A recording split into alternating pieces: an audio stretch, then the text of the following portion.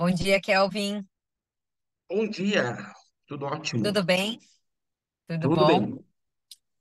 Pessoal, sejam bem-vindos ao Clube da Nutrição. Hoje com a nossa última aula do ano. Kelvin vai ter a honra aí de ministrar uso das fibras prebióticas no controle do ciclo circadiano. Kelvin, vou deixar contigo, tá? Vou pedir para te esperar mais uns 2 minutos e pode estar introduzindo a aula aí, tá bom? Perfeito, obrigado, Graciana. A gente aguarda 2 minutinhos e em seguida a gente dá início à nossa aula. Fechou. Obrigada, Kelvin. Até logo mais. Até mais.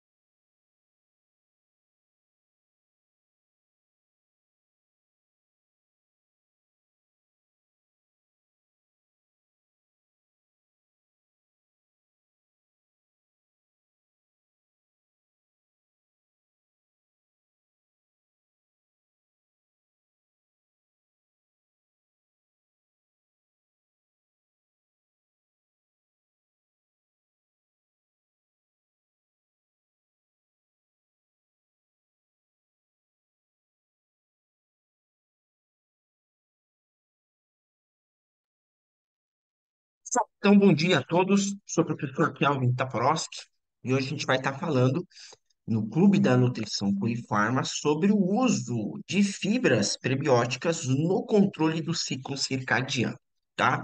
Já fica meu contato ali no Instagram, Kelvin Taporowski. Qualquer eventual dúvida que vocês tiverem, seja sobre esse assunto, seja sobre qualquer outro assunto, pode me chamar lá sempre que possível, tá? Vai ser um prazer atendê-los, ok? E pessoal, o tema de hoje está focado no ciclo circadiano. Só que como proposta terapêutica, algo que não é usualmente comum. Vamos entender isso. Quando a gente vai estudar ciclo circadiano, a gente sabe muito do quê? Da influência, por exemplo, do ciclo de luz e escuridão, ok? Então, que a luz influencia ali diretamente no ciclo e, consequentemente, a escuridão também. E sempre quando a gente fala sobre abordagens de regulação, controle, manejo do ciclo circadiano, comumente a gente observa o quê? Aquelas abordagens que falam sobre, né, a questão de higiene do sono, né, manutenção ali de claridade no período noturno, né, o horário de vigília e tudo mais. Então, esse tipo de abordagem, ele já é muito bem relatado na literatura e já é muito bem difundido no nosso meio, ok? Então, a gente respeitar o ciclo de luz e escuridão para ter ali, né, o correto controle do ciclo circadiano e, consequentemente, ter ali todo o impacto na nossa saúde, ok? Só que a abordagem de hoje é uma abordagem que vai além dessa abordagem tradicionalmente que a gente já conhece, né? De higiene do sono e tudo mais. Hoje a gente vai falar sobre o uso de fibras prebióticas no controle desse ciclo. E por quê? Porque há não muito tempo, ou seja, recentemente, a gente começou a entender, né, junto à literatura, que o ciclo circadiano não é regulado somente do modo convencional, somente pelo fator de ciclo de luz e escuridão. Existem vários outros fatores que também influenciam na regulação do ciclo circadiano. E esses fatores incluem o quê? O intestino, a microbiota intestinal, que é diretamente, né, atrelado ali à questão do perfil dietético do paciente. Ou seja, além da influência do ciclo luz e escuridão, eu também tenho fatores de regulação molecular, que é o que a gente vai falar hoje. Então, a gente vai revisar, né, a questão do ciclo circadiano, vamos entender quais são as influências a nível molecular e, consequentemente, falar sobre terapia, falar sobre tratamento, no caso em questão abordando fibras prebióticas, ok? Então, essa é a nossa grande proposta da aula de hoje, é entender uma visão além do que comumente é abordado sobre ciclo circadiano, ok? Iniciando aqui, pessoal, a gente começa com uma breve revisão sobre o assunto, ciclo circadiano, né? O relógio circadiano central. Então, o que que a gente comumente tem de abordagem desde muito tempo sobre ciclo circadiano? A primeira questão é, o que que é ciclo circadiano? Então, lembre-se que o ciclo circadiano, pessoal, ele representa o quê? Padrões, né, em relação à rotina de um indivíduo, em que o metabolismo interpreta esse padrão de rotina e, consequentemente, se adapta a essa rotina para poder cumprir todos os, né, os parâmetros biológicos, metabólicos desse organismo. Vamos entender isso. Por exemplo, né, falando do ser humano, o que que nós temos? Uma rotina, né, de vida, no caso do ser humano, e o metabolismo interpretando essa rotina e se adaptando dentro dessa rotina. Por quê? Lembre-se que o metabolismo tem muita coisa para fazer, ok? Tem que fazer síntese, tem que fazer degradação, tem que fazer, enfim, toda a fisiologia, tudo que a gente aprende em fisiologia e bioquímica para manutenção do metabolismo, para perpetuação da vida, precisa estar acontecendo ao longo do período de vida do indivíduo, ok? Só que há momentos em que a gente está, por exemplo, fazendo uma atividade física. Há momentos que a gente está se alimentando, há momentos que eu estou trabalhando, e há momentos que eu estou em repouso. Então, como a gente tem uma rotina, o que que o metabolismo interpreta? Opa, se eu tenho essa rotina e eu preciso ter uma série de funções a cumprir, eu vou encaixar essas funções dentro, né, nos melhores horários de acordo com essa rotina, ok? Só que entendam que hoje a nossa rotina é muito variável, em virtude do mundo contemporâneo. Só que para a gente entender a nossa fisiologia, a gente tem que voltar no tempo, ok? Entender o mundo primitivo, entender o mundo selvagem, para entender a questão do ciclo circadiano. Então, lembre-se, pessoal, que no mundo primitivo, a qual o nosso metabolismo foi preparado, né, para sobreviver, a gente tem um ciclo de luz e escuridão. Ou seja, enquanto eu tenho ali o pôr do sol, certo? O nascer do sol, eu tenho luz. E depois que eu tenho o pôr do sol, o que que acontece? Eu não tenho mais luz, eu tenho escuridão, certo? Isso aonde, pessoal? No mundo primitivo. Porque hoje a tecnologia permite que a gente tenha luz 24 horas por dia, ok? Mas entendam que metabolicamente a gente está adaptado para seguir um ciclo de luz e escuridão. Ou seja, o que que pro ser humano, que não é um animal adaptado ao ambiente noturno, nós não somos adaptados para o ambiente noturno. A nossa visão não é boa no ambiente noturno, por exemplo, ok? Existem espécies que são adaptadas para o ambiente noturno, o ser humano não. Então, o ser humano que não é adaptado para o ambiente noturno, o que que ele tem como parâmetro, né, metabólico? Ao longo do dia, eu tenho luz. É o momento que eu posso caçar, é o momento que eu posso me deslocar, é o momento que eu posso exercer atividades. Quando a luz vai embora, no pôr do sol, eu só tenho escuridão. E como eu não sou adaptado para isso, não sou uma espécie adaptada para o ambiente noturno, esse é o meu momento de vigília, esse é o meu momento de repouso. E eu vou aproveitar para o quê? Já que eu não estou caçando, já que eu não estou, enfim, exercendo atividade física, eu vou fazer o quê? A manutenção, o reparo do meu metabolismo. E aí que entra o conceito de ciclo circadiano, que eu falei que nada mais é do que uma adaptação metabólica de acordo com uma rotina. Só que a rotina é a rotina primitiva: luz, escuridão, luz, escuridão, luz, escuridão. O que que o metabolismo foi programado para fazer? Durante a luz, eu vou ter um perfil metabólico. Para o quê? Gerar energia, gerar, né, contração muscular, enfim, fazer as atividades do dia a dia. No período de vigília, eu vou ter o quê? Reparo, manutenção metabólica. Esse é o princípio do ciclo circadiano. E por isso que há muito tempo a gente já sabe que a regulação circadiana central é regulada por luz e escuridão. Vamos ver aqui agora a nossa imagem, tá? Primeiro a imagem da direita ali, ó. O que que eu tenho? Eu tenho a luz, certo? Essa luz é a luz solar, a princípio, só que a luz, enfim, da lâmpada, do celular, do notebook também influencia nesse mesmo processo, ok? Então eu tenho a luz, pessoal, que lá na nossa retina, ou seja, nos nossos olhos, vai sensibilizar a retina e vai desencadear uma cascata de sinalização. Como que ocorre essa cascata de sinalização? Vejam a linha azul, tá? Então a linha amarela é a luz, que a partir da retina ativa a linha azul, que é uma linha de sinalização celular, ok? Então veja que nós temos ali, ó, o trato retino, né, hipotalâmico.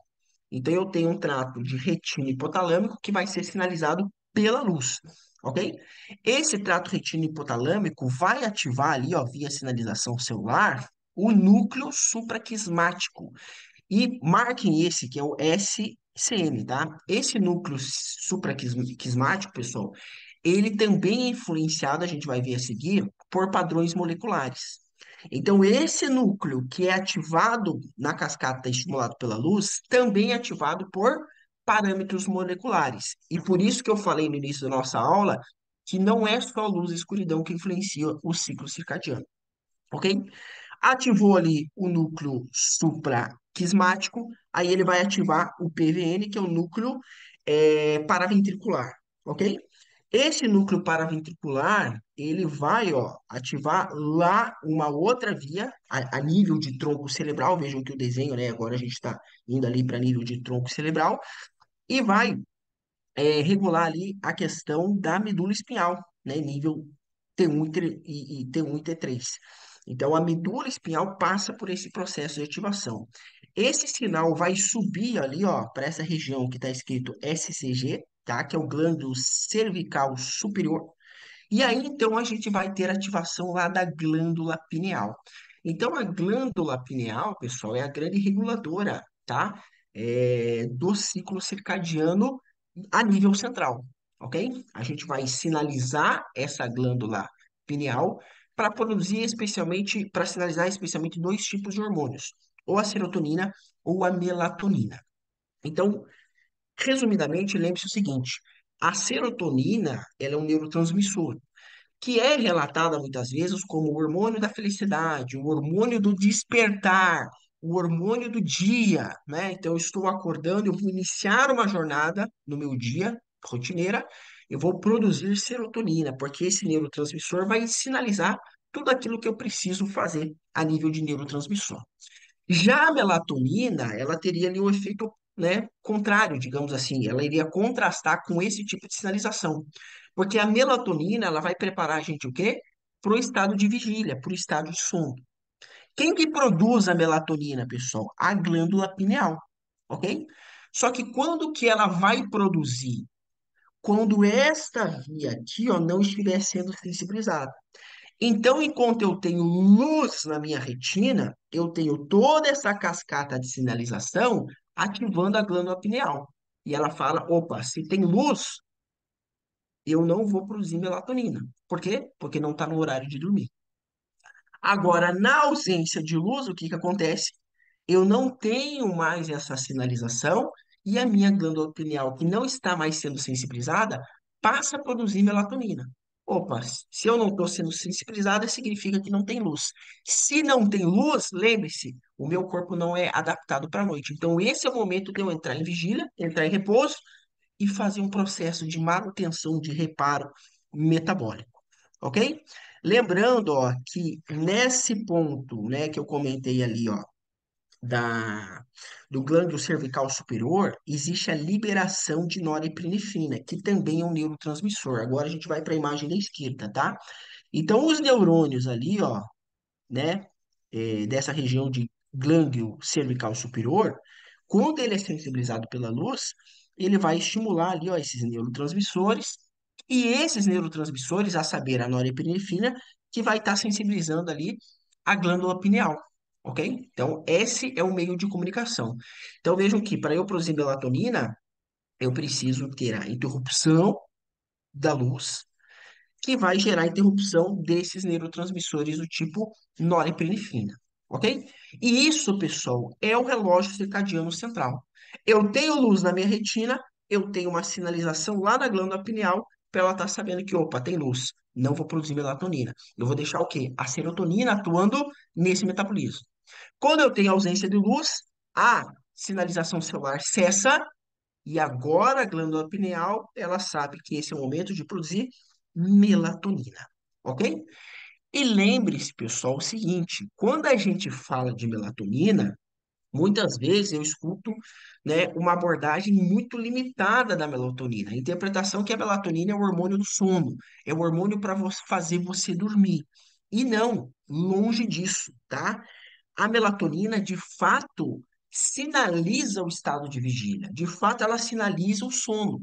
Mas ela não é um hormônio somente para fazer você dormir. Até porque eu sempre digo que dormir, você dorme com ou sem melatonina. Se você está num estado de exaustão extrema, você pode estar meio-dia na rua, com a luz solar intensa no seu rosto, você vai dormir, ok? Mesmo não tendo sinalização de melatonina. Então, melatonina não é só para fazer você dormir, não é só para sinalizar. Ela tem todo um mecanismo de ação regulatório, de manutenção. Aqui estão alguns exemplos, ó. Melatonina, mecanismo de ação. Então, a glândula pineal começa a produzir melatonina, ok? E essa melatonina vai atuar onde, pessoal? Só na estímulo de sono? Não. Vai atuar em vários tecidos. Aqui são alguns exemplos, ó. Tecido hepático, tecido muscular, tecido pancreático, ok? Então vejam ali, ó, no fígado, a melatonina encontra receptores de melatonina, tá? Que vão sinalizar ali vias transcricionais e promover, né, todo um reparo tecidual do fígado e uma adaptação metabólica durante o período de sono, ok? Já aqui a nível de músculo esquelético também, lá no músculo esquelético a gente tem receptores de melatonina e essa melatonina vai sinalizar vias transcricionais, por exemplo, ali a via do PGC1-alfa. PGC1-alfa, que é um fator de transcrição que estimula o quê? Biogênese mitocondrial, estimula, né, uma melhora de sensibilidade à insulina, estimula, né, atividade antioxidante, tudo isso estimulado por quem, pessoal? Melatonina.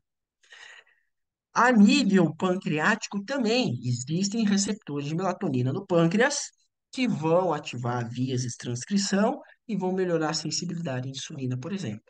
Então, por que que a gente fala que a qualidade de sono, né, uma boa noite de sono, condiz com saúde?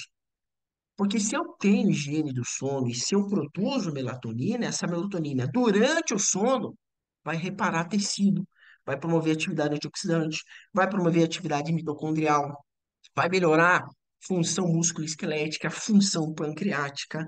Então eu tenho toda uma sinalização celular de manutenção. Entendam, pessoal, que isso precisa acontecer no nosso ciclo de vida. E por isso que a gente dorme, tá?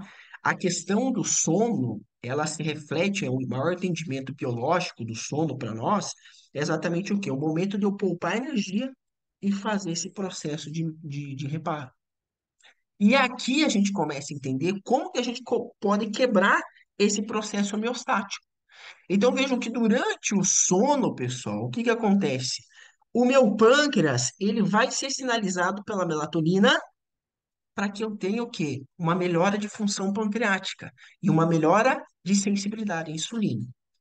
Qual que é o problema que, por exemplo, a gente fala assim, ó, não coma antes de dormir?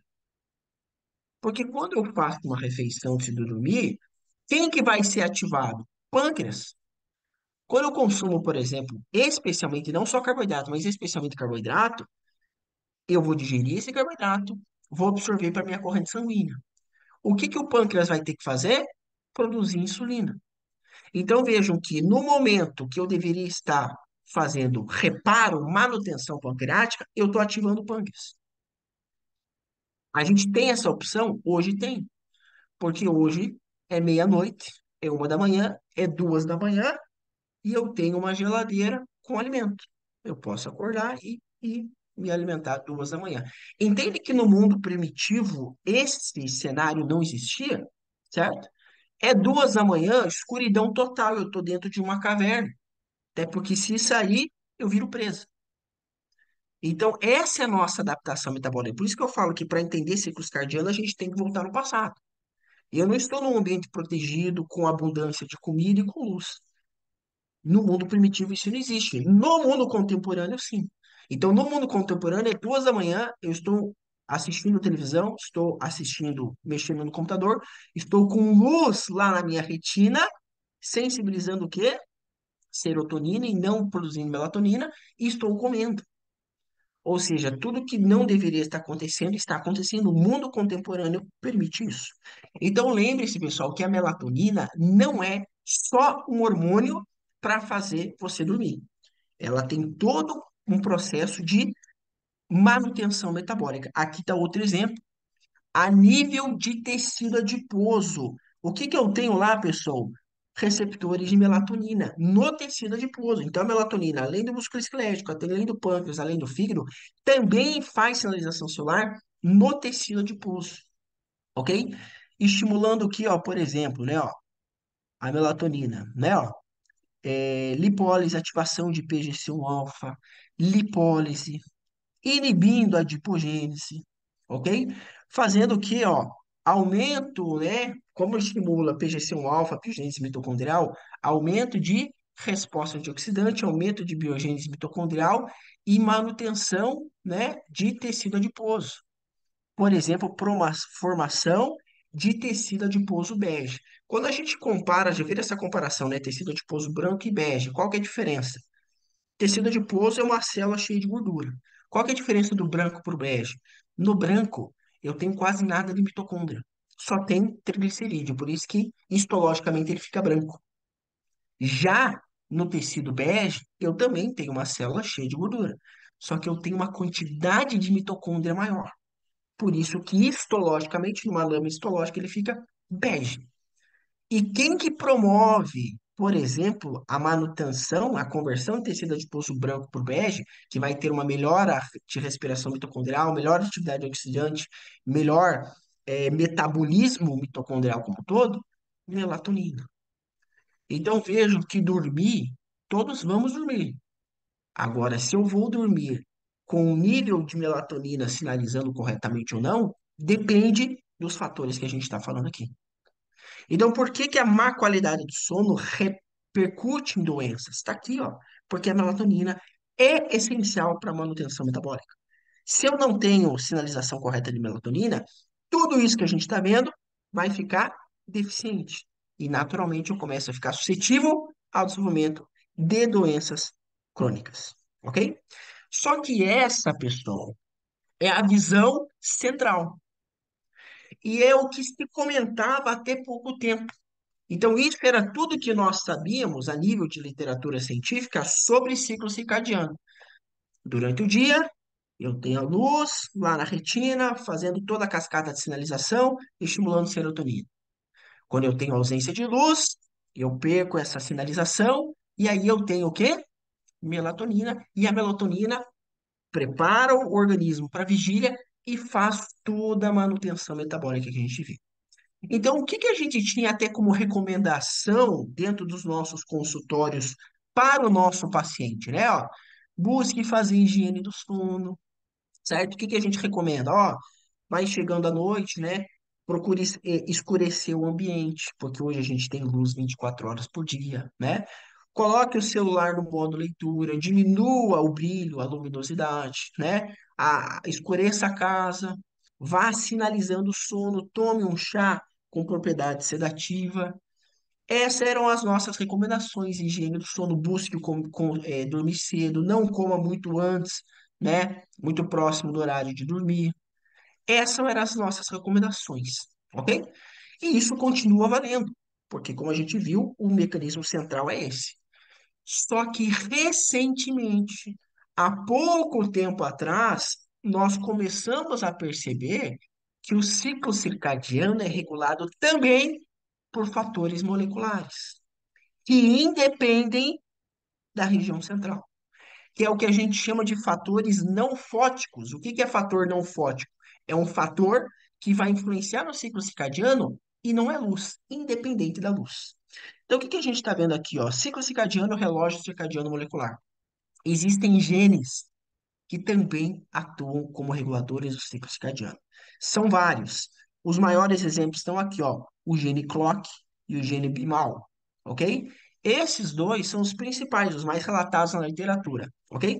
Vejam que eles atuam, pessoal, como mecanismos de retroalimentação, né? Então, esses genes, ó, clock e bimal, eles ativam outros fatores, né, como esse PER e o CRY, ok?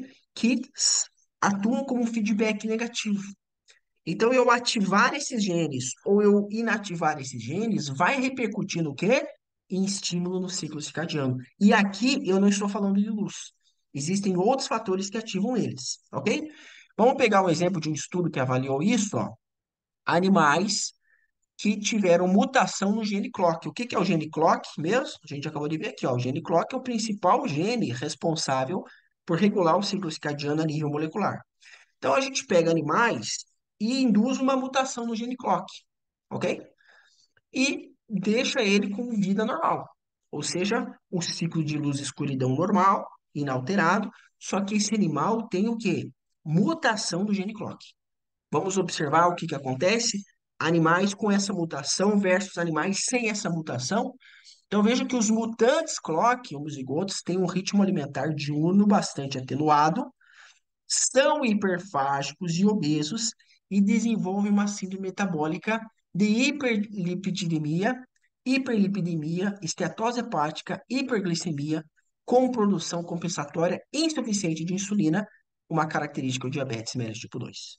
Então, eu pegar animais e deixar eles com vida normal, eu não estou fazendo alteração do ciclo luz-escuridão, ou seja, rotina normal para os animais, mas eu induzi uma mutação no gene clock, eu começo a ter o quê?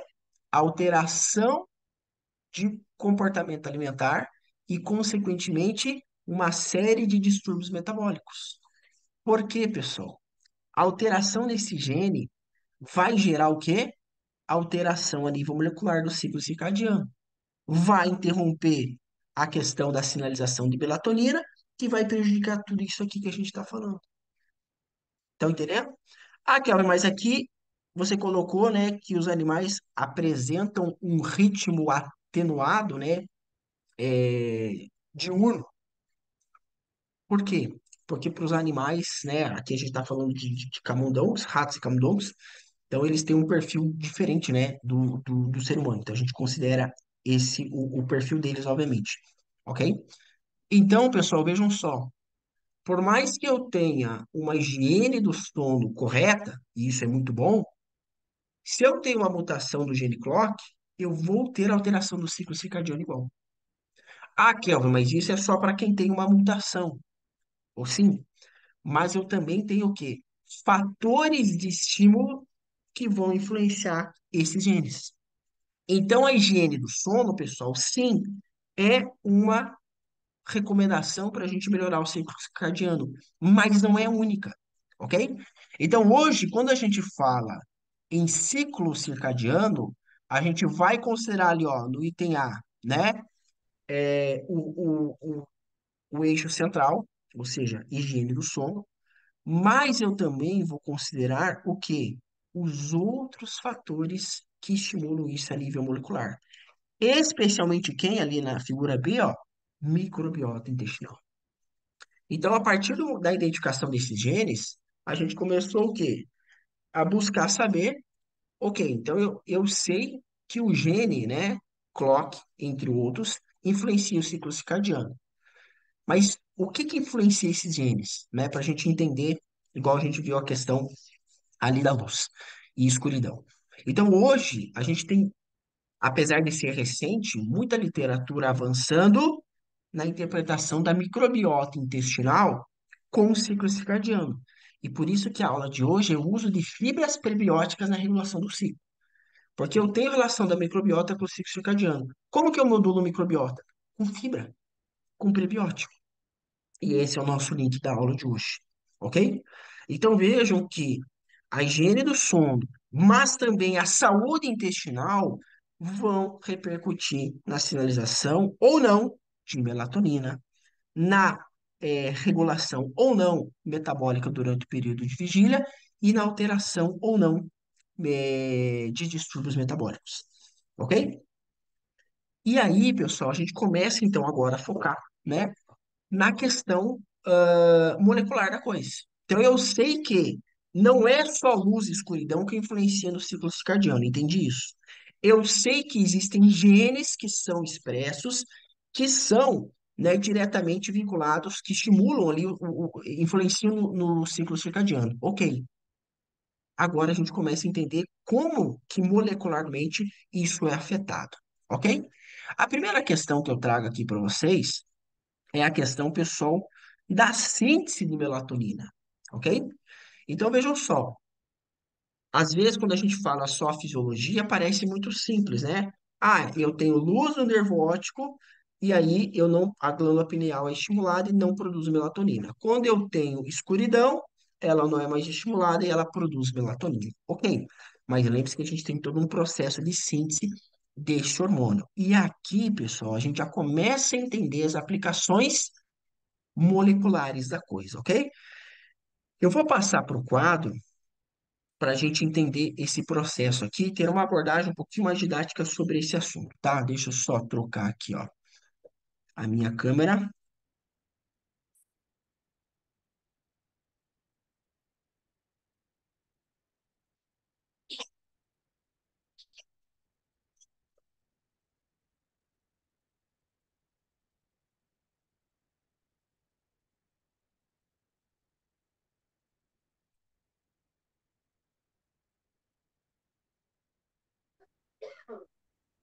Só, falando de síntese de melatonina, ok?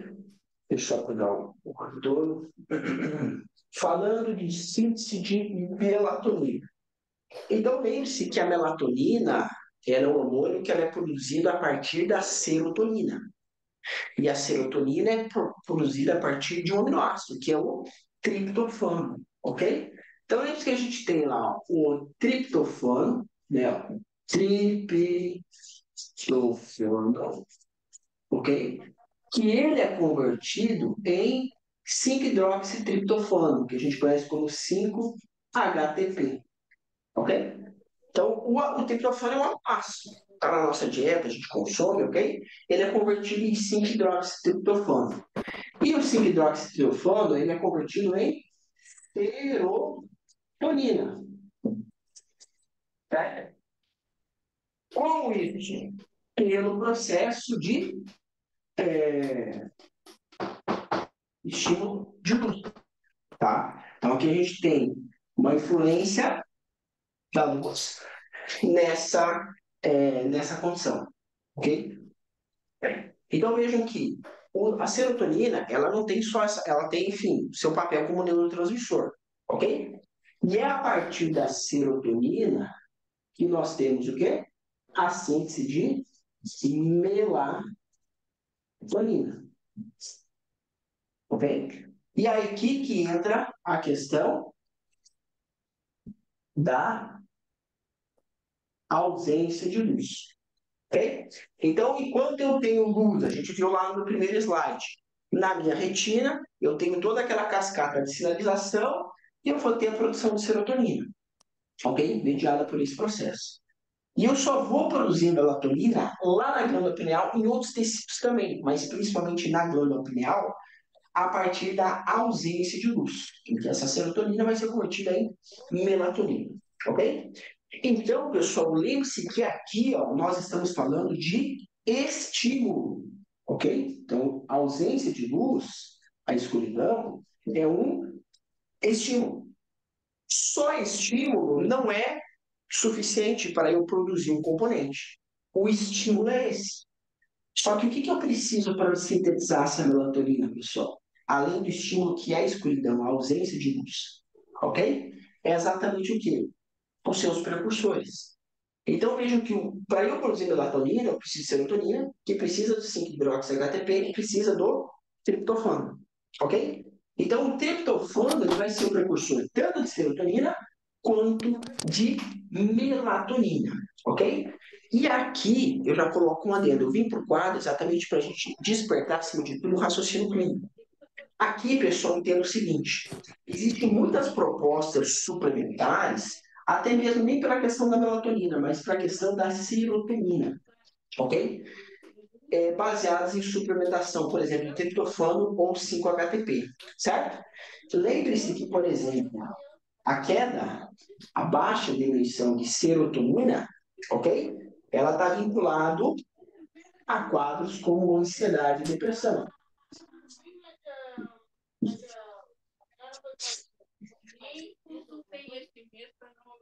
ok? Ansiedade e depressão. Então, existem algumas propostas que é o quê? Se a ansiedade e depressão ela é causada pelo, né, um dos fatores, pelos baixos níveis de serotonina, vamos suplementar triptofano e vamos suplementar 5-HTP, ok? Ou 5-hidroxitrofano, porque são precursores de serotonina e vão melhorar essa condição. Isso tem vínculo, pessoal? Tem, mas até certo ponto, ok? E qual que é o raciocínio clínico que eu quero trazer aqui para vocês? Lembre-se que eu administrar triptofano ou 5-hidroxitrofano não garante a síntese de serotonina, ok? Por quê, pessoal? Lembre-se, eu ter o Professor, substrato precursor é uma coisa. professor, Oi. tem alguém com o microfone aberto, tá atrapalhando a aula. A Tânia. Tá. Pessoal, só por gentileza, verifiquem o microfone. Eu não sei se eu consigo cortar aqui. Deixa eu ver.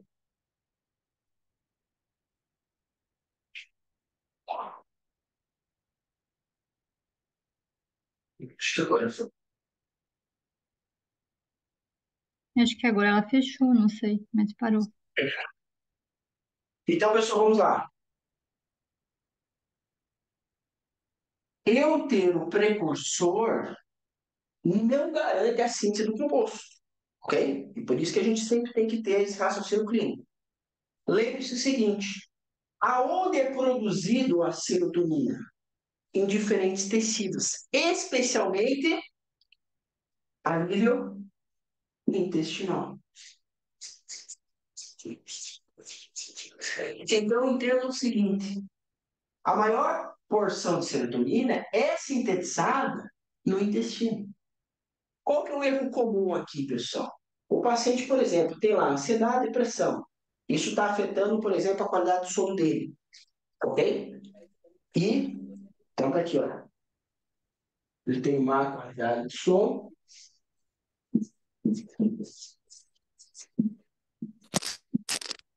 ok? E, consequentemente, prejudicando a melatonina. E prejudicando a melatonina, o que, que nós temos? Distúrbios metabólicos. Por que distúrbios metabólicos, pessoal? Porque a gente viu o papel da melatonina no reparo, enfim, tecido ao longo da noite. Então, o que muitas vezes sugere isso aqui? O paciente ele está com baixos níveis de serotonina. Vamos suplementar 5-HTP. Porque 5-HTP é precursor de serotonina. Eu suplemento, eu vou produzir mais serotonina, vou melhorar o quadro de ansiedade e depressão, vou melhorar a qualidade do sono, melhora o aspecto mental, melhora a saúde do paciente como um todo. Só que lembrem-se que a síntese de melatonina acontece a nível intestinal. E muitas vezes o paciente com essa condição também tem um quadro de disbiose ou leak gut, né? Que a gente chama de hipertiroidismo permeabilidade intestinal, ok? O paciente com essa condição, ele não tem saúde intestinal. Se ele não tem saúde intestinal, por mais que você eleve os níveis de 5-hidroxitriptofano nele, o que vai acontecer? Ele não, ele vai ter prejuízo na síntese de serotonina igual. Então, aí que está a gente não ter a visão geral do metabolismo, entender qual que é o problema do paciente. O paciente fala assim, eu estou com má qualidade de sono, estou muito ansioso, eu chego à noite, eu tenho uma ansiedade absurda, e aí eu não consigo dormir, eu não durmo, e eu vou deitar meia-noite, e fico até 1h30, 2 horas da manhã acordado.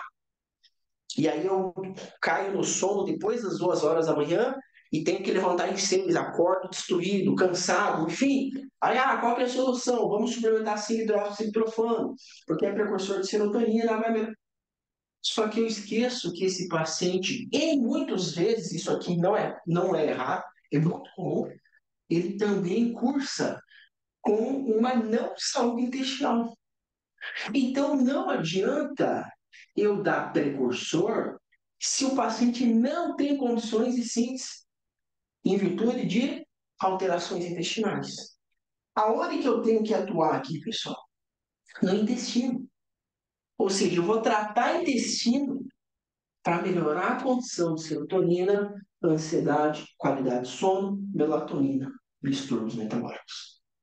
Então, qual que é o meu foco aqui, pessoal? No intestino. E aí que a gente fala como que eu trato o intestino? Com fibras dietéticas, fibras prebióticas.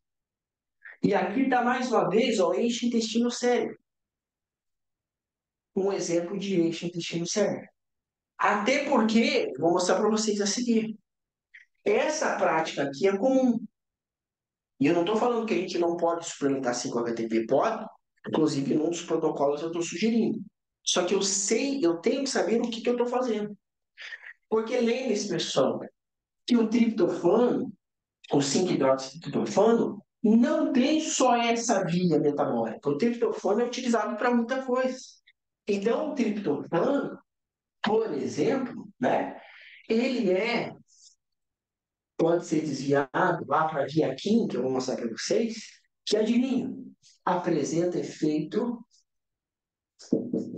neurotóxico,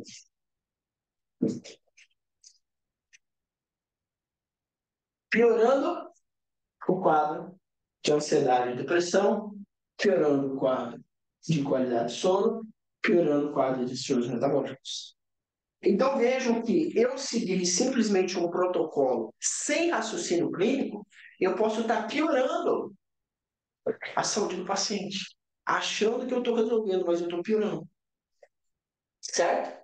E de novo, pessoal, isso acontece muito. A ansiedade, a depressão, a memória, a qualidade de sono, não, vamos dar 5-hidroxiprofano. Mas você já viu como está a saúde intestinal do paciente? Tá ok, beleza, então a terapia está certa? Não. O paciente cursa com quadro de disbiose. O paciente cursa com leaky gut, permeabilidade intestinal. O paciente não tem uma boa alimentação, o consumo de fibra dele é baixíssimo. Então não é o momento de eu trabalhar com isso. Sob pena de piorar o quadro de saúde do paciente. Então, algo que pode ser benéfico torna-se maléfico pela aplicação errada. Ok? Então, por que eu vim fazer esse esqueminha aqui, pessoal? Para a gente entender, acima de tudo, a importância da saúde intestinal. Aonde que a gente produz predominantemente serotonina? Intestino. Eu preciso de saúde intestinal para que eu tenha esse metabolismo acontecendo. E a melatonina? Da onde que ela vem? Da serotonina, que depende de saúde intestinal. Então, por que a aula fala sobre fibras prebióticas no ciclo circadiano?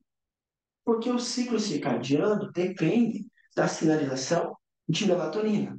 A melatonina depende do intestino saudável, que depende de fibras prebióticas. Ou seja, luz e escuridão é um fator de regulação do ciclo circadiano. Mas a gente viu que existem genes que regulam o ciclo circadiano a nível molecular. Esse nível molecular depende do intestino, que depende de fibras.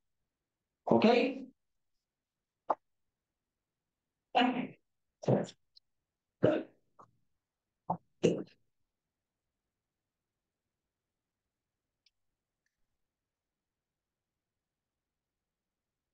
Voltando para o slide, vamos lá. Tudo que eu fiz ali no quadro está aqui, ok?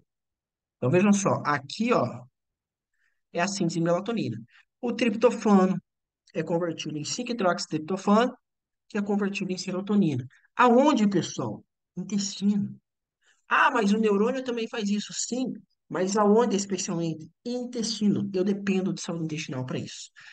Sem contar que eu também dependo de cofatores para essas reações, tá? Então veja essas enzimas aqui, ó, triptofano e hidroxilase, ok? É a enzima que converte triptofano em 5-hidroxitriptofano. A 5-HTP descarboxilase é outra enzima que vai fazer a conversão do 5-HTP em serotonina.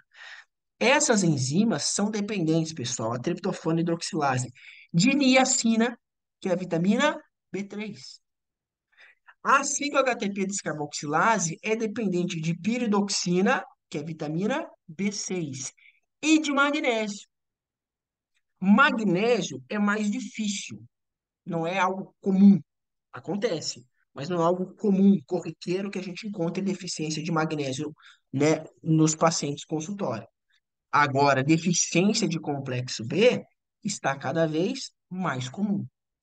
Então, o que que acontece que a gente vê lá? Ah, não, toma aqui 5-hidroxitriptofano, isso aqui vai virar serotonina. Não, eu preciso de condições ideais para que isso aconteça. Primeiro, intestino saudável, aí 500 fibras superbióticas. Segundo, cofatores. Os níveis de complexo B do paciente estão adequados? Sim, então beleza. Não estão. Eu também posso pensar no quê? Numa intervenção de B3, B6 e magnésio. Esse é o raciocínio clínico. Não é pegar algo, né, aleatório e falar, ah, não, isso daqui eu vi. Não. É interpretar, certo? A necessidade do paciente. E aí, associado à higiene do sono, qual que é o próximo passo? Melatonina. Ok? Aqui foi o que eu comentei com vocês, ó. O triptofano, pessoal, não serve só para fazer serotonina e posteriormente melatonina. Existem várias outras vias bioquímicas para isso também.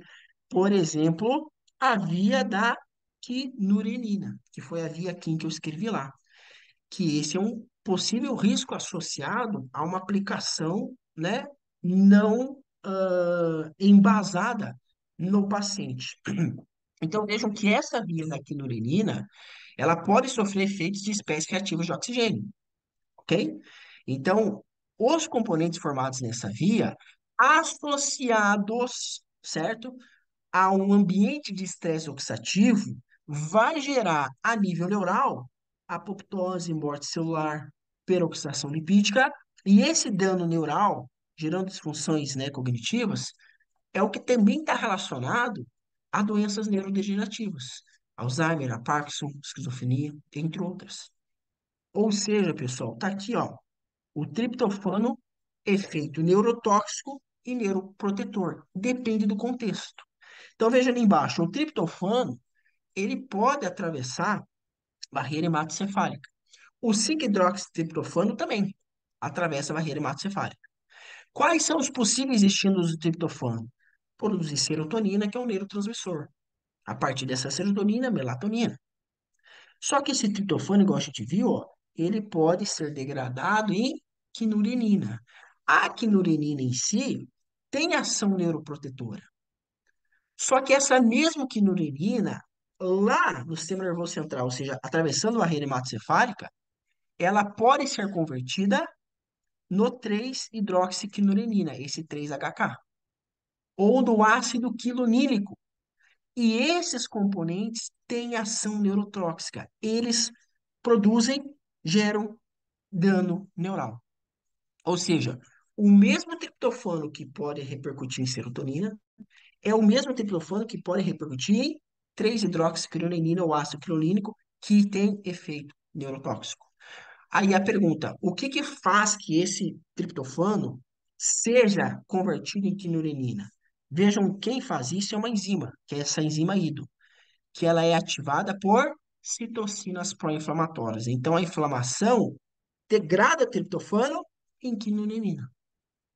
E o que que converte essa quinorenina em 3-hidroxiquinorenina e ácido quinolínico? Estresse oxidativo. Ou seja, eu tenho um paciente com inflamação e estresse oxidativo, eu vou dar triptofano, hidroxitriptofano para ele. O que que eu estou alimentando, pessoal? Uma via potencialmente neurotóxica. O que que eu preciso intervir aqui? Vamos regular essa inflamação. Vamos regular esse estresse oxidativo. Aí sim o meu triptofano vai ter o quê? Sinalização celular para produção de serotonina, por exemplo. Então vejam que a prescrição, ela não é, ela precisa ser embasada e sempre de acordo com a realidade de cada paciente, ok? Além de que, pessoal, vejam que quando a gente fala de precursores, certo? Eu tenho que o triptofano é precursor da serotonina e a tirosina, que é um outro aminoácido, ela é ah, precursor, por exemplo, da dopamina, norepinefrina, que também são neurotransmissores. E o que que a gente observa? Quando eu suplemento em excesso, tá? Esses precursores, eu posso gerar depressão do outro. Então, por exemplo, aqui, ó, domínio da síntese e depressão. Se eu tenho domínio de síntese de um neurotransmissor, eu acabo depletando o outro. Então, o excesso de 5-hidroxitrofano pode gerar depressão de dopamina, porque eu faço a via, né, estimulo a via predominante da serotonina, vou depletar dopamina. Assim como excesso de tirosina também pode gerar depressão de serotonina. Então, por isso que a nossa prescrição sempre precisa ser embasada. Eu vou suplementar triptofano no paciente? Talvez sim, talvez não. Depende do quê? Da condição metabólica que ele se encontra. Eu vou suplementar outros componentes também, igual o exemplo dos cofatores. Depende. E por isso que a gente avalia. Porque se for só para montar uma fórmula pronta, pessoal, lembre-se que não precisa do profissional de saúde. Se for para falar assim, ó, melhora do sono é isso, aquilo, eu entrego para o próprio paciente. O paciente vai, compra e ele mesmo se automedica. Por que que eu preciso de um profissional? E eu sempre vou precisar de um profissional, que são vocês. Por que que a gente precisa de vocês para prescrever algo? Porque o paciente passa por uma anamnese clínica com vocês. Ele passa por uma consulta com vocês e vocês interpretam a necessidade deste paciente específico. E a prescrição é especializada, é individual, ok? Ainda sobre nível molecular, pessoal, vejam só, né? Ciclo circadiano e microbiota intestinal. Então, o que que nós temos? O ciclo circadiano central, a gente já falou. Ele é regulado pelo ciclo de luz e escuridão. O que que pode gerar disrupção desse ciclo? Trabalho, né? A rotina do dia a dia, seja social, seja de trabalho, enfim, luz ao longo da noite. Então, é o que eu falei, no mundo contemporâneo, a gente tem luz 24 horas por dia. Tudo isso gera disrupção do ciclo circadiano central. Por isso que a gente fala sobre higiene do sono, né? Essas recomendações. Só que vejam que a gente também tem regulação do ciclo circadiano a nível intestinal. Mas o que que regula isso? Eu tenho luz chegando no intestino? Não. Então, aí que entra os fatores não fóticos que eu falei. O que que vai regular isso, então? O tempo que a gente faz as refeições e o perfil de refeição. Então, eu consumir, por exemplo, o alimento muito, né, muito tarde da noite é um fator de disrupção circadiana a nível intestinal.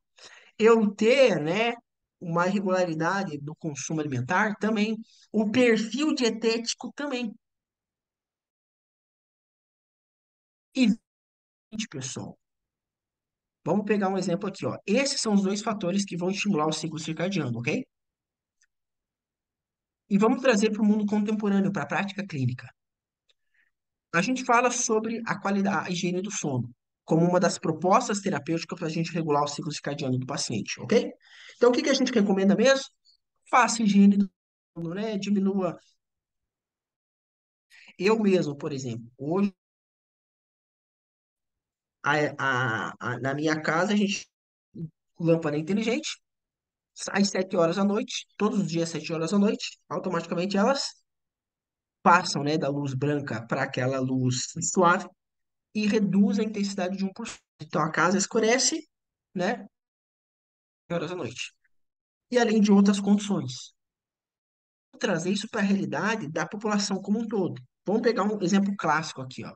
Eu tenho um paciente, né, que trabalha, né, das 8 às 5, por exemplo, e à noite faz faculdade. Horas da noite, qual que é a realidade desse paciente? Ele está acordado, com luz branca em cima dele e um projetor, uma tela de projetor também incidindo luz sobre a sua retina. Como que está o ciclo luz e escuridão desse? Está alterado. Só que está alterado em virtude de, né, enfim, uma rotina de vida desse paciente. O que que eu vou falar para ele? Ó, tranque a sua faculdade, né, e vá dormir 7 horas da noite, porque você vai melhorar a sua qualidade. Não, é a realidade do paciente. Então vejam que, para algumas pacientes, a gente consegue influenciar a questão da higiene do sono, só que não para todos. Então vejam, se tem pacientes cuja rotina de trabalho, às vezes o paciente trabalha terceiro turno, né? Ele trabalha de madrugada, ele faz refeição de madrugada. Para esse tipo de paciente que eu não consigo mexer na higiene do sono dele, o que que resta para nós? Saúde intestinal. Por quê? O ciclo luz-escuridão não é o único fator de regulação do ciclo circadiano. A gente também tem o quê? A que eu comentei. E aí que entra a nossa aula de hoje. Então vejam que o ciclo circadiano a nível intestinal é regulado pelo horário das refeições, pelo perfil da dieta, tá? Pela própria questão ali da composição. E essas questões, né, que geram ali, por exemplo, refeição pobre em fibra, rica em gordura, né, horários, enfim, vão gerar disrupção do ciclo circadiano e, consequentemente, síndrome metabólica. Então, pessoal, não são todos os pacientes que a gente consegue sugerir higiene do sono para eles, dentro, por exemplo, desse exemplo que eu citei. Mas todos, o que que a gente consegue fazer? Melhorar o aspecto nutricional. E por mais que ele seja esse paciente, né, que às 10 horas da noite está com luz, ou seja, quebrando o ciclo central, eu consigo melhorar em muito o ciclo circadiano dele pelo perfil dietético, ok? Então, hoje, vejam, 2023, quando a gente fala de ciclo circadiano, eu não estou falando só sobre ciclo luz-escuridão. Eu também estou falando sobre fatores nutrigenéticos, nutrigenômicos, epigenéticos. Também estou falando sobre a questão da saúde intestinal. E aí que entra a questão do que hoje começou a ser abordado, é recente, crononutrição. A crononutrição aborda algo nesse sentido. Não é só luz e escuridão, fatores moleculares e a refeição, né, o perfil dietético entra aqui. Então, os dois cenários, certo? O cenário ideal é o quê? Seguir o padrão de ciclo luz e escuridão, ok? E ter ali, né, tanto a prescrição quanto o perfil alimentar dietético adequado. Aí eu teria, né, um efeito benéfico nesse sentido. Já do outro lado, né, o cenário não ideal seria o quê? A disrupção no ritmo de sono, né? Então, que é a realidade de grande parte da população hoje, e também desbiose intestinal, má alimentação e tudo mais, certo? Então, agora, trazendo para aplicação, pessoal, vejam só. Quando a gente fala, então, de ciclo circadiano de reguladores náuticos, ou seja, aqueles que não estão vinculados à luz, vejam que alguns micro-organismos da microbiota intestinal exibem variações diurnas em abundância relativa. São conhecidos como osciladores microbianos, dizidos por sinais não fóticos, principalmente dietéticos. Ok? Então vejam que a microbiota, pessoal, ela oscila ao longo do dia. Quando a gente faz a avaliação 24 horas, a gente vê mudança, inclusive, da composição da microbiota ao longo do dia. Durante o dia é um perfil. à noite é outro, da microbiota intestinal, num ciclo de 24 horas. A gente vê outros aspectos, por exemplo, produção de muco. Em determinados horários, eu tenho produção de muco a nível intestinal mais intensificado, em outros horários, eu tenho menos. O que que isso interfere, pessoal? Se durante o dia eu produzo mais muco e à noite eu produzo mesmo, menos, consequentemente, o perfil de interação dietético muda. De dia é mais propício, à noite não. E por isso que a gente começa a ter essas implicações. Então, as mudanças nos osciladores microbianos sob diferentes dietas afetam o metabolismo do hospedeiro, alterando funções do relógio circadiano central e periférico do hospedeiro e afetando diretamente outros alvos metabólicos, ok? Então, vejam só, né, ó, eu tenho, pessoal, no ciclo luz-escuridão, ok? Um fator de influência. Só que vejam que o ciclo luz-escuridão não chega no intestino, chega onde? Na retina. No intestino, não. Mas eu tenho micro-organismos que oscilam de acordo com o período do dia, ok? E isso é influenciado também pelo perfil dietético, ó, um hambúrguer e uma maçã, né? Ou seja, high fat e high fiber, certo? Influenciando. Então, se a luz não influencia no intestino, qual que é o principal fator? É a alimentação. E o que que nós temos, pessoal? Os micro-organismos em si, eles não têm o relógio, os genes circadianos neles. Só que eles expressam componentes que vão influenciar nas células, tanto células intestinais quanto células imunológicas que estão ali a nível intestinal. E entendam, pessoal, que aqueles genes que a gente viu lá no slide anterior, que está aqui, inclusive, ó, o CLOCK, o BMAL, que são os principais genes moleculares associados ao ciclo circadiano, eles estão expressos em quase todas as células nossas, incluindo as células intestinais, incluindo as células imunes que marginalizam o nosso intestino. Então, aqui é o eixo da microbiota, aonde? No ciclo circadiano. Os micro-organismos oscilam ao longo do dia e são influenciados pela alimentação. A depender do que eu me alimento, eles vão produzir o quê? LPS, flagelina, certo? Esses LPS vão influenciar no ciclo circadiano de células intestinais, de células imunes e vão repercutir em alterações metabólicas. Agora, outro perfil dietético de alimentação também vai expressar outros tipos de moléculas, por exemplo, ácidos graxos de cadeia curta, que também vão influenciar positivamente na regulação do ciclo circadiano. Então vejam que independente do ciclo de luz e escuridão, eu tenho a minha microbiota influenciando meu ciclo circadiano, para o bem ou para o mal. Se o meu consumo é rico em gordura, pobre em fibra, eu vou expressar LPS, por exemplo, que vai ativar o quê? Né? Disrupção do ciclo circadiano. Se eu consumo low fat, high fiber, eu vou expressar o quê? Ácidos graxos de cadeia curta, que vão expressar positivamente no ciclo circadiano, ok? Então, tá aqui um exemplo, ó. Quando eu tenho uma alimentação rica em gordura, por exemplo, eu tenho, né, questão de hiperpermeabilidade intestinal. Eu produzo lipopolissacarídeos, que lembre-se que são, né, componentes da parede celular bacteriana, que se ligam às células imunes. Aonde? Lá no intestino. Essas células imunes, além das citocinas pró-inflamatórias, que a gente já conhece, né, que são produzidas a partir desse LPS, elas produzem também, ó, IL-23, que ativam, ó, linfócitos, né, do tipo 3 que vão produzir um outro componente, que é o IL-22, e esse IL-22, lá nas células intestinais, ó, ativam esse fator de transcrição nuclear, que está relacionado à disrupção do ciclo circadiano.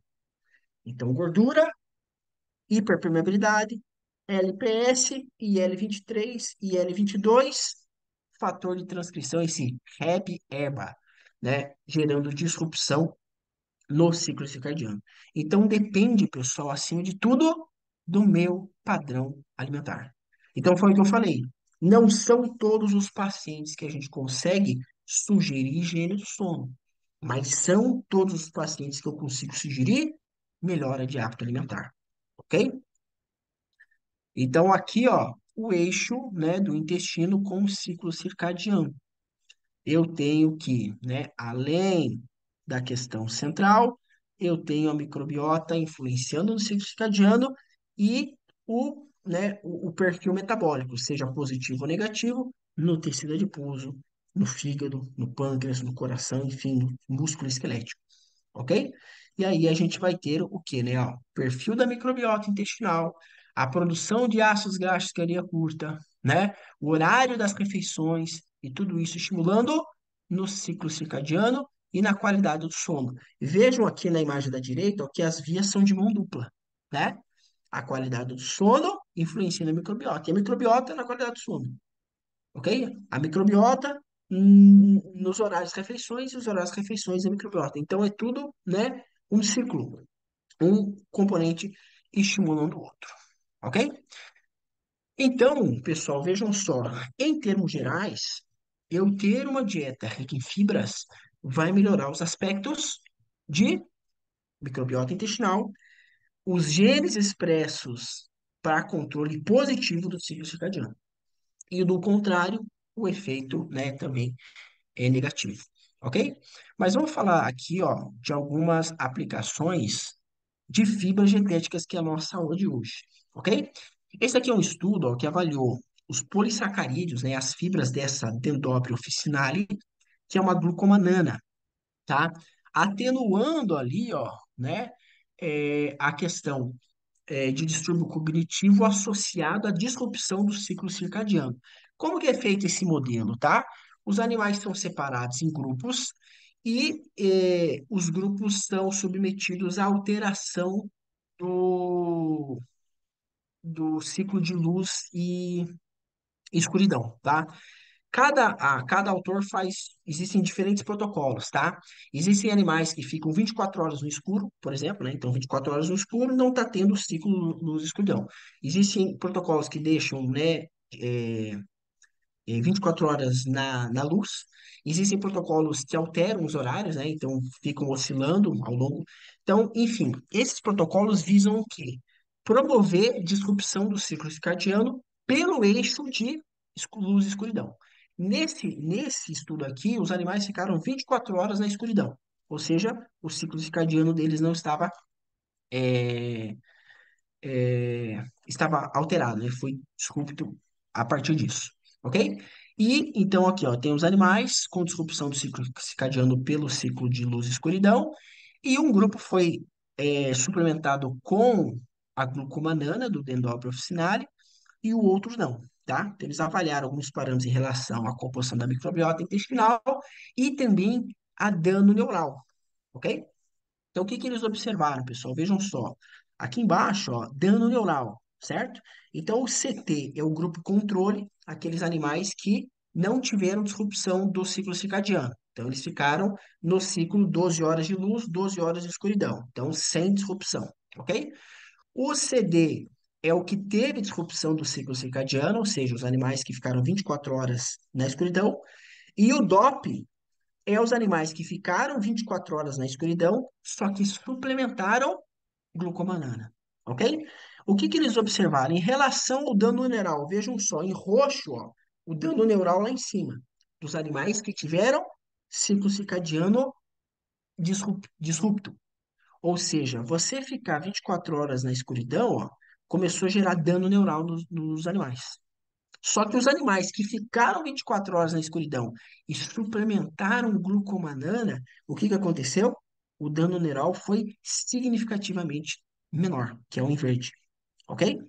Vejam que eles avaliaram também, ó, as placas, né, beta-amiloide, que são componentes relacionados à doença de Alzheimer.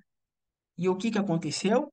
Os animais que suplementaram glucomanana, mesmo num estado de desordem, né, do ciclo circadiano, tiveram redução de placa beta-amiloide, ok?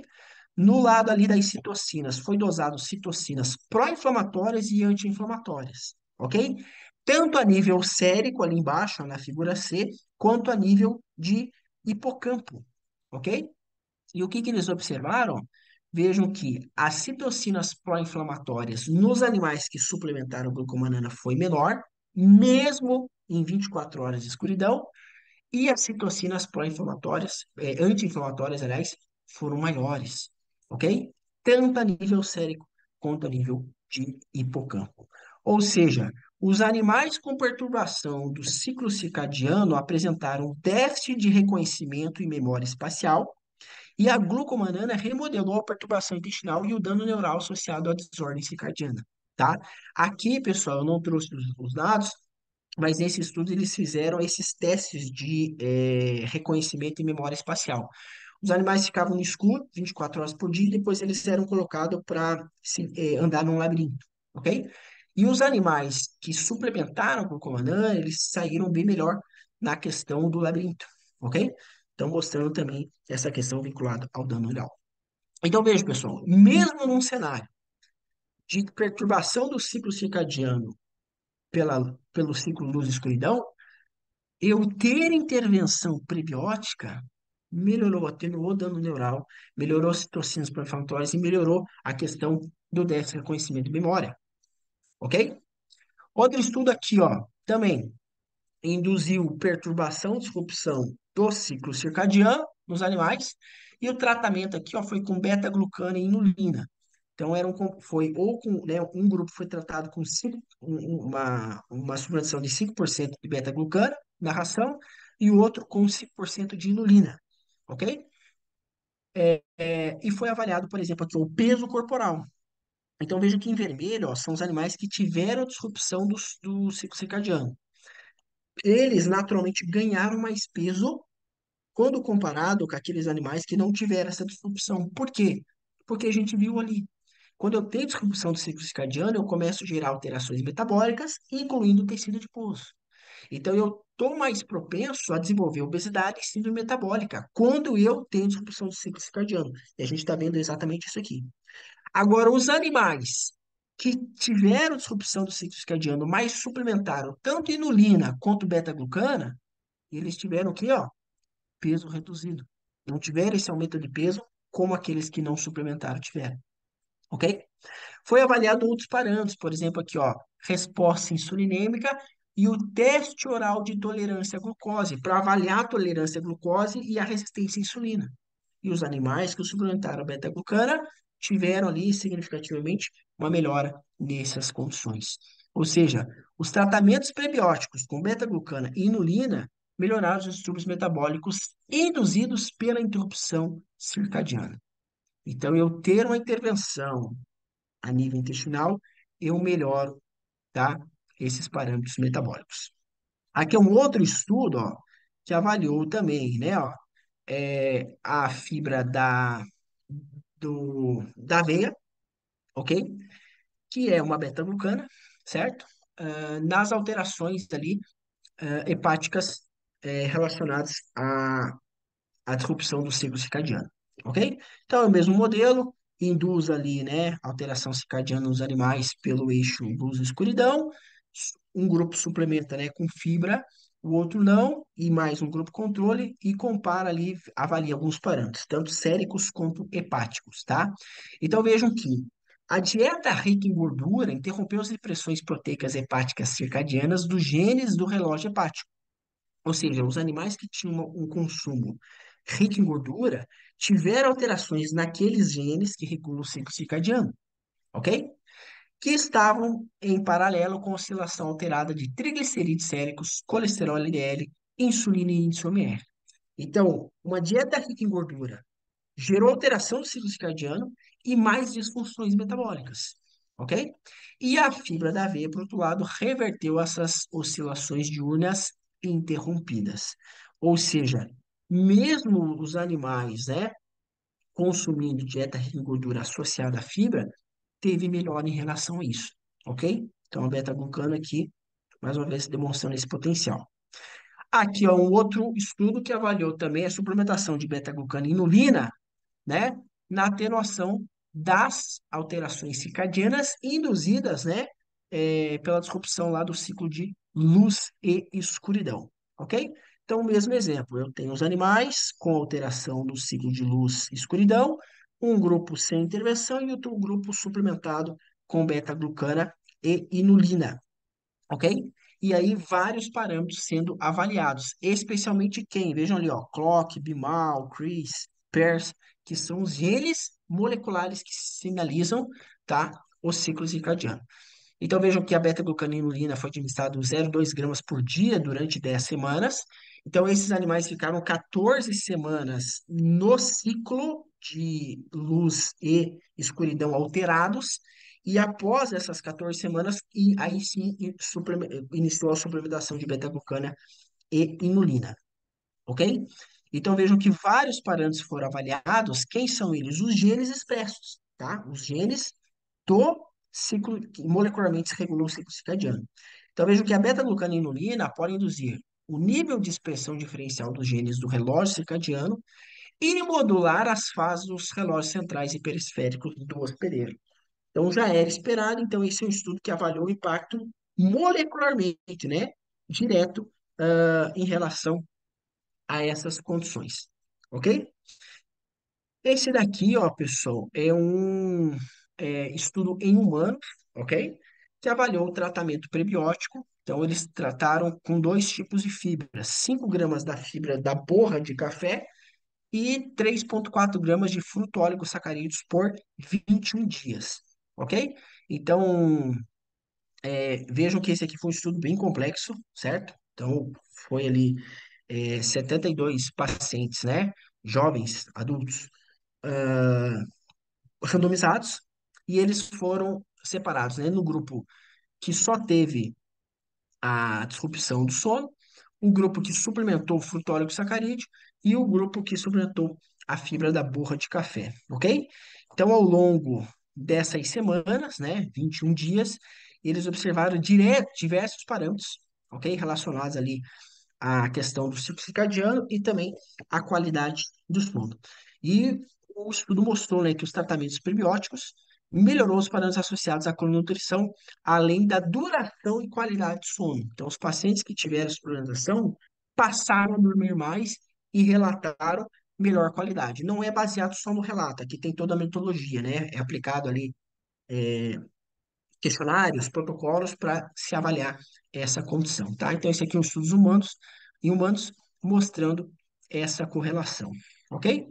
Aqui, ó, pessoal, é um outro estudo, ó, mostrando também, né? Esse aqui foi feito uma análise metabolômica, ok? Avaliando a questão na qualidade do sono, vinculando ali intervenções de prebióticos também. Então vejam que a ingestão, né, da dieta prebiótica melhora a qualidade do sono tranquilo e não rápido, né, dos olhos e promove a recuperação do sono REM após a exposição do estresse e previne reduções induzidas pelo estresse na diversidade alfa-microbiana intestinal, ok?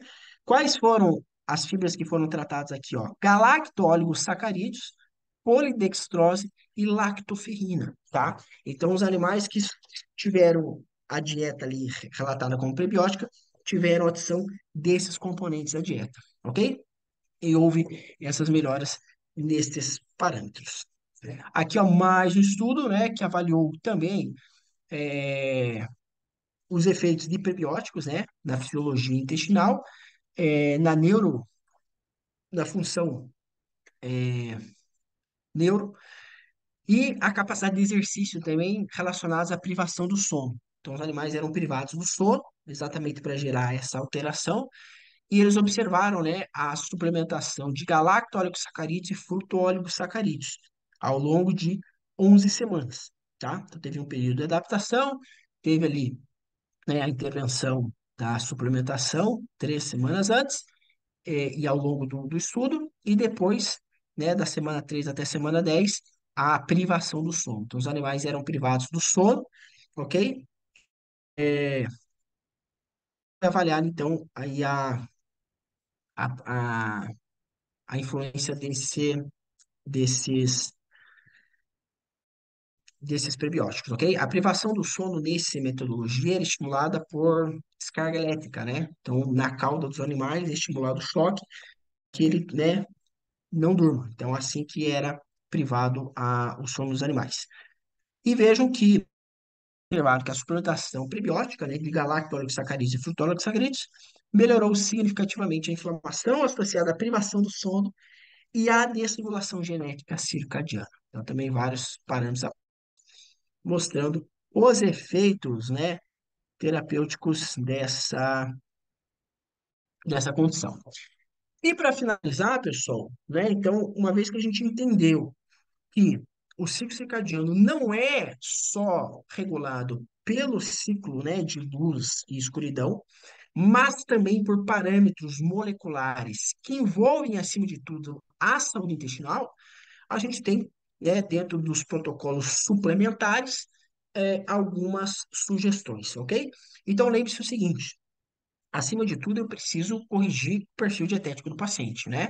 Não ter ali um consumo excessivo de gordura e ter um consumo, né, adequado de fibras dietéticas, ok? Mas, do ponto de vista suplementar, o que que a gente pode pensar? Uma sugestão da regulação molecular do ciclo circadiano, a gente pode pensar em inulina e glucana, tá? Então, vejo que vários de ambas, tanto da inulina quanto da beta-glucana, na regulação molecular do ciclo circadiano, ok? Então, 5 gramas de inulina, 500 miligramas de beta-glucana, consumir ali, pode ser junto, tá? Em um sachê uma vez ao dia pela manhã, tá? A beta-glucana também pode ser encapsulada e ser bebida ali ao longo do dia, ok?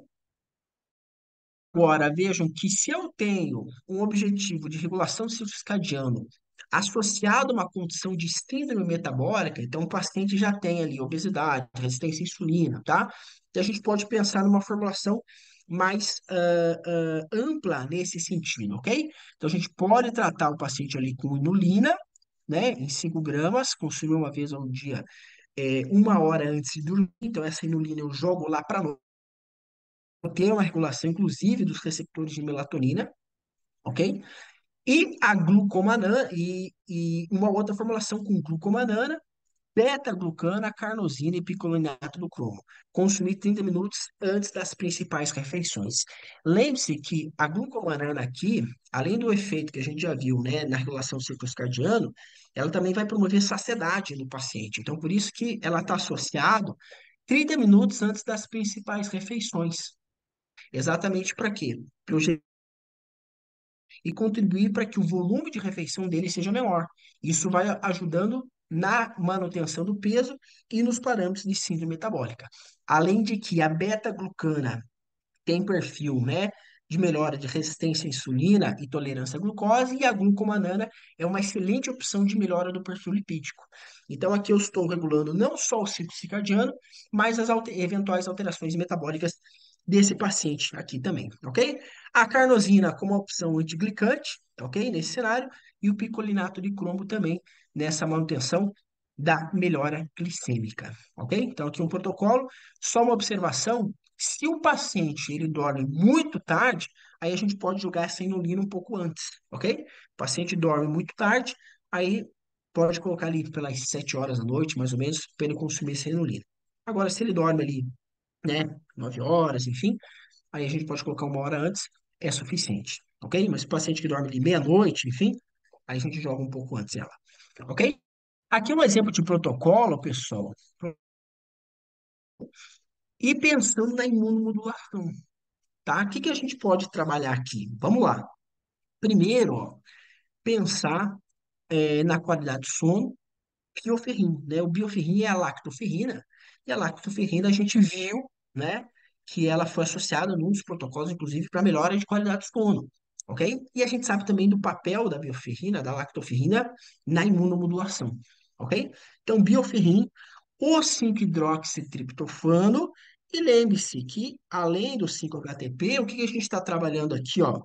Nicotinamina e piridoxina.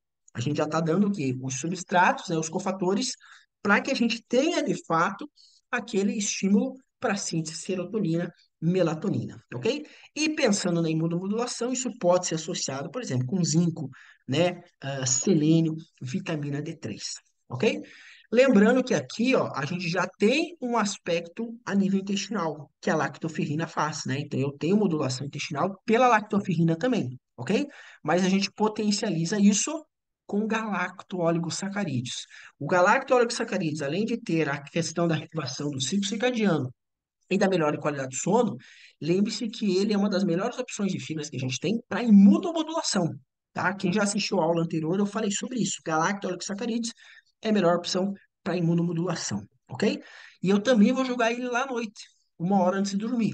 A não ser que o paciente durma muito tarde, a gente traz isso um pouco mais cedo daí, ok? E isso pode, se for o caso, ser associado com probióticos também, ok? Então, existe a linha Neoimuno, tá? Que exatamente tem essa, né, essa proposta de imunomodulação. Então, alguns probióticos que vão ter as duas vertentes, a imunomodulação e também a melhora ali em relação à regulação do ciclo circadiano, tá? Então, aqui é uma forma mais complexa que, a depender, né, do perfil dietético do paciente, a gente possa pensar nisso. E, por fim, alguns exemplos de adaptações, tá? A gente falou, pessoal, por exemplo, sobre os galacto-oligosacarídeos, ok? Só que o galacto-oligosacarídeo, caso meu paciente seja intolerante à lactose, não vai ser bem-vindo para ele, ok? Por que que não vai ser bem-vindo? Porque na produção de galactosacarídeo a gente tem lactose. É produzida a partir da lactose, né? E a gente tem um rendimento ali de 40, 50, 60%. Então, tem lactose nesse componente, ok? Para o paciente que não tem problema em relação a isso, é a melhor opção. Caso ele tenha, a gente pode substituir por fruto-óleo-sacarídeos ou pela própria inulina, ok? E outro exemplo são pacientes com síndrome do intestino irritável. Se o meu paciente tem síndrome do intestino irritável, eu não posso trabalhar ele com galactose, não posso trabalhar com esse paciente com inulina, ok? Ou o próprio fitosacarídeo, porque são fibras altamente fermentáveis. Então, isso gera desconforto no paciente, ok? Aí a gente tem que migrar para opções de estrutura, né, de fibra mais complexa. Um exemplo é o Psyllium, que é uma arabino chilana, ok? Então, eu não posso deixar de suplementar fibra nesse paciente, até porque isso vai melhorar não só a condição de síndrome de intestino irritável dele, saúde intestinal, mas também a própria questão de regulação do ciclo circadiano. Mas aí eu opto por fibras mais complexas.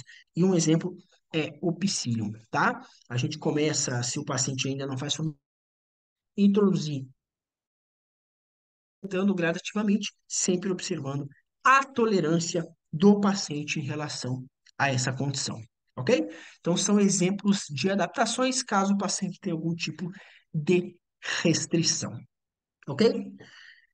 E, pessoal, finalizamos então a nossa abordagem de hoje sobre uso de fibras periódicas no manejo, né, no controle do ciclo circadiano, para a gente entender que sono que não é, né, acessível a toda a população, uma coisa é que é a saúde intestinal. Então, os bons hábitos alimentares, podendo ter, né, como terapia coadjuvante a suplementação de fibras, vai melhorar e muito a saúde intestinal do paciente, saúde metabólica, qualidade de sono e, acima de tudo, a regulação molecular do ciclo circadiano. Agradeço a atenção e qualquer coisa, contem comigo.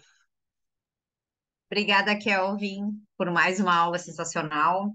Pessoal, dando os últimos recados, as fórmulas e as aulas do Kelvin estarão no nosso canal do YouTube da Purifarma a partir da semana que vem. Então, fiquem tranquilos, ninguém vai perder a aula, ninguém vai perder essas fórmulas que ele passou. E qualquer dúvida pode entrar em contato contigo, né, Kelvin? Exatamente. Fica o meu contato. Qualquer dúvida, não hesite em me chamar. Perfeito. Pessoal, então, uma boa quarta-feira e nos vemos no ano que vem. A partir de janeiro, ainda não sabemos bem a data, mas entraremos em contato aí pelas redes sociais com volta às aulas do Clube da Nutrição, tá bom? Até mais. Obrigada, Kelvin. Até mais. Tchau, tchau. Tchau, tchau.